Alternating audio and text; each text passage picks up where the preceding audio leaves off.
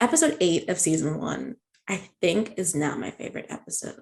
It's up there with episode 3. Oh, it is your favorite or not your favorite? It is. Yeah, it was really good. It was really good. I didn't expect it to beat the mid-season finale, and it beat it by a mile, which is saying something because the mid-season finale is amazing. Yeah. There was just so much Right. going on in all corners of the episode. Again, where do we begin? The sheriff, maybe, because like literally, McGinnis. like so much was just revealed. You never really knew what to make of him, and it made sense that we learned more about him in an Ace-centric episode. Mm-hmm. But yeah, I didn't expect him to have that much knowledge. You see that scene when he just walked in, right, what's going on here with the supernatural? I was like, whoa. Yeah, and then they That just was like so started great. talking to him openly. I was like, oh, okay, we're doing this. They did not want to, but then Bess blabbed, and they were like, dang it, Bess. I love Bess. She was so good in this episode too, with all the Lisbeth stuff. Mm-hmm. Oof. And then she prioritizes friendship too. And I loved the so we go from her looking at her phone. I thought she was just gazing at Lisbeth, but she literally was actually doing research, fashion research, because her clothes aren't like, when the picture is posted, she's like, that's can't possibly been when this was posted, because this blouse and that jacket we're not out yet. And I was like, yes, fashion police, like, get this woman. Some fine detective work there. Yeah, those are that's what Bess brings to the table, investigation wise. That's the stuff that Nancy doesn't know. Yes, she brings that to the table, and then a well-placed Old Navy plug, like that box. Yeah, and even on her phone when she was on the website. Yes, I was like, well done, writers and prop crew, but it's still advertising, but I'll take it. Yeah. But I think I liked how everything in this episode is like reveals of unexpected things about the characters. I don't remember if they told us Ace's father was a cop. That felt like a surprise to me too. So I don't know if they mentioned that before. Yeah, but it's I sat back, I was like, he was what now? Or that like McGinnis and him have a deeper relationship than him being blackmailed by him. Mm-hmm. So is Ace's dad dead or alive? That was something I think couldn't. he's dead. Yeah, because he's McGinnis used past tense when talking about Ace's dad, and then while they were doing that whole like sequence in Ace's soul or whatever that upside down was, they said that his dad didn't die that night at the hospital, right? Yeah. So I guess he died later. I'm assuming it's I'm a little confused as well. I assumed he passed away, but still Ace's greatest fear is the night he thought his dad was going to die. So I don't know. Baby Ace. He was so cute, him in those big boots that were also a plot point. Oh my gosh.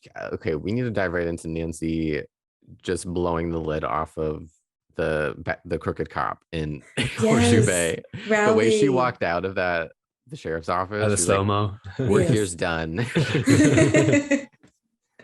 It's a great moment. I also love that it's a moment that she gets to have because of everybody. She used all the resources at her disposal, i.e. her friends this time around.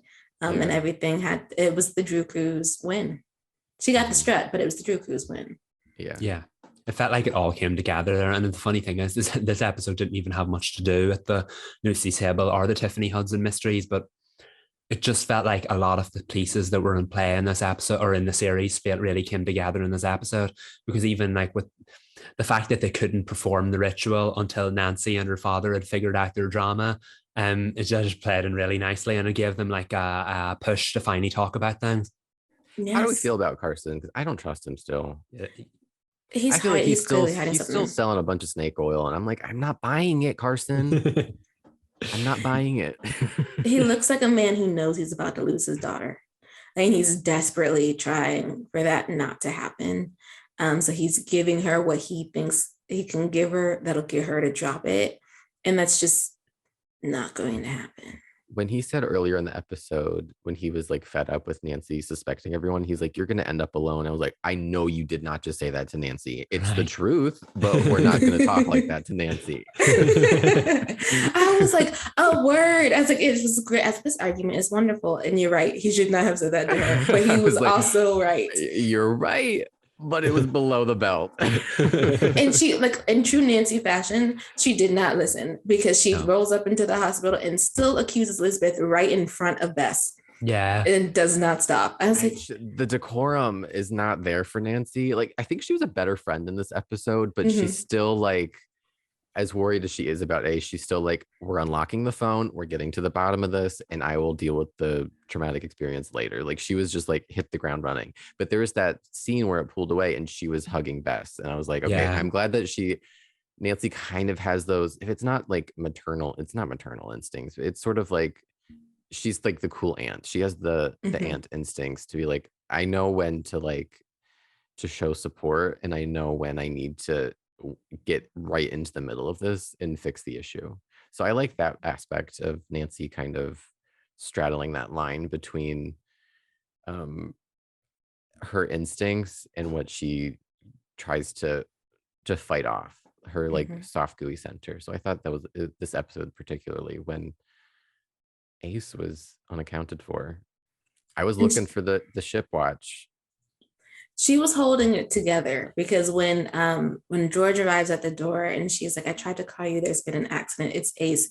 Nancy's face, like when they go over, and I was like, I couldn't tell if that the eyes were welling up because of the argument with her dad, or if it like got even worse when she found out it was about Ace.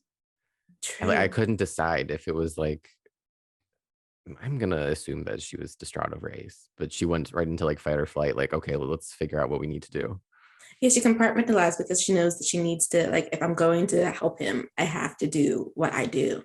I can't fall apart right now. And that even works with the talk with Nick. They were awkward as a mess, but like they have things to do, so they're just gonna pretend like the breakup didn't happen. He was a trooper in this one. I love Nick, though. I did too, and I love that he got partnered with us this episode. Yeah. Oh my God, I love when they like mix and match. It's so fun. I was realizing in this episode too, I was like, who's my favorite character? And I was like, I think collectively as a five-some, they are all my favorite character. Like, there's nobody that I dislike in this. No characters that I dislike.